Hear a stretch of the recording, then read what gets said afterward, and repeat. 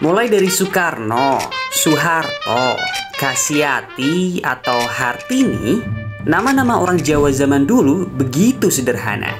Biasanya hanya satu kata dan kental kosakata Jawa atau Sanskerta. Ibu Karja, Maria.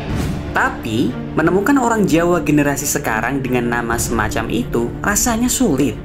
Sampai-sampai, memberi anak nama yang kebarat-baratan sempat ingin dilarang di Karanganyar, sebuah kabupaten di Jawa Tengah. Nama-nama anak sekarang dengan menggunakan nama Joko sudah jarang. Terus nama Santoso juga sudah jarang. Pakai namanya kebarat-baratan. Begitu kata Ketua DPRD Karanganyar, Sumanto, 2 tahun lalu. Rencana ini mendapat protes dan akhirnya dibatalkan. Tapi apa yang dikatakan Sumanto itu tidak sepenuhnya salah.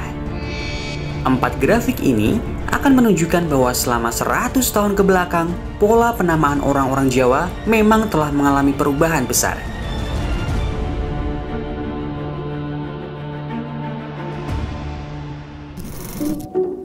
Empat grafik yang dimaksud berasal dari Ascuri dan Joel Kuipers. Dua peneliti ini telah menganalisis total 3,7 juta nama yang diambil dari data kependudukan 3 kabupaten, Bantul, Lamongan, dan Lumajang. Nama-nama itu kemudian dipilah ke beberapa kategori: Jawa murni, Arab murni, campuran Jawa Arab, Jawa campuran, Indonesia campuran, dan super campuran. Hasilnya tampak dalam grafik ini. Di Lamongan, pengguna nama berunsur Jawa murni dulu mayoritas, sekarang cuma di bawah 10%. Namun bukan nama kebarat-baratan yang naik daun. Sejak era 70-an, nama-nama berunsur Arab dan campuran Jawa Arab lah yang mengalahkan nama Jawa murni. Pola ini juga terjadi di Bantul dan Lumajang. Tahun 80-an atau tahun 90-an itu nama Arab itu semakin banyak dan semakin banyak. Dan itu merupakan salah satu petanda bahwa kenapa nama Arab yang dipilih ini berarti ada perubahan yang terkait dengan Islamisasi. Pasti, karena nama Arab merupakan salah satu register keislaman, salah satu identitas keislaman bagi banyak orang Jawa, sehingga banyak orang Jawa yang akhirnya memberi nama anak-anaknya dengan nama-nama Arab.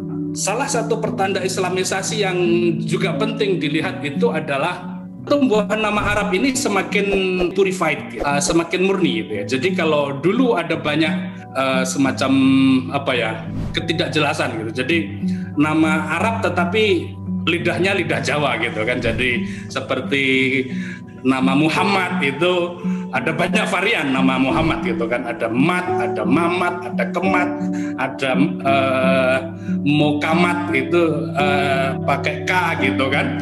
Nah, tapi di tahun 90-an itu hampir semua nama Muhammad itu pas transliterasinya.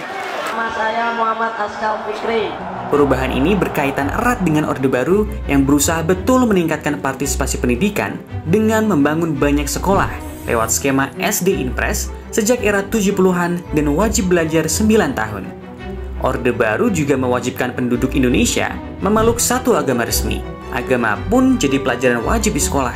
Islamisasi itu bukan pertumbuhan jumlah orang Islam, bukan, tetapi Islamisasi di sini dimaknai pengalaman subjektif orang generasi baru, orang tua di tahun 90-an itu, bahwa mereka lebih literate dalam hal agama.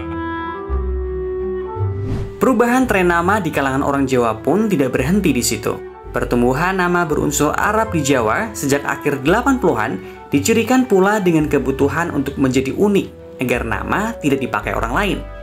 Lihat, sejak akhir abad ke-20, nama-nama orang Jawa hampir tidak ada yang sama.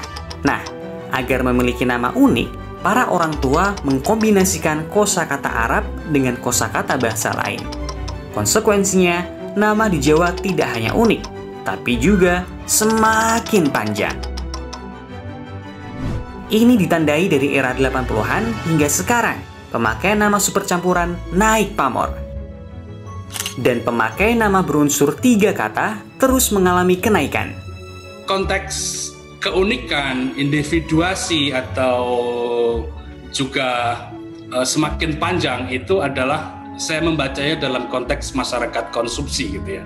Masyarakat konsumsi apa yang disebut oleh Zhang Baudria itu bahwa dalam masyarakat konsumsi ini ketika daya beli kita semakin tinggi, maka kita menjadi semakin ingin menonjolkan keakuan kita. Itulah individuasi gitu kan, keakuan kita. Seumpamanya orang yang semakin kaya itu mobilnya semakin unik gitu kan. Hal yang sama juga terjadi dalam konteks penamaan. Semakin unik ke nama anaknya, maka itu menjadi satu prestis tersendiri. Betul bahwa nama berunsur Jawa murni saja tak lagi digandrungi. Ini bukan berarti orang-orang Jawa tak lagi melestarikan budayanya, namun menunjukkan abadinya kultur orang-orang Jawa yang gemar memadukan unsur-unsur berbeda. Kosakata Jawa tetap digunakan sebagai nama, bersamaan dengan kosakata Arab dan bahasa lainnya. Lewat cara ini, orang-orang Jawa masih terus meracik identitas dan membangun jembatan harapan antara Islam, tradisi Jawa, dan globalisasi lewat nama.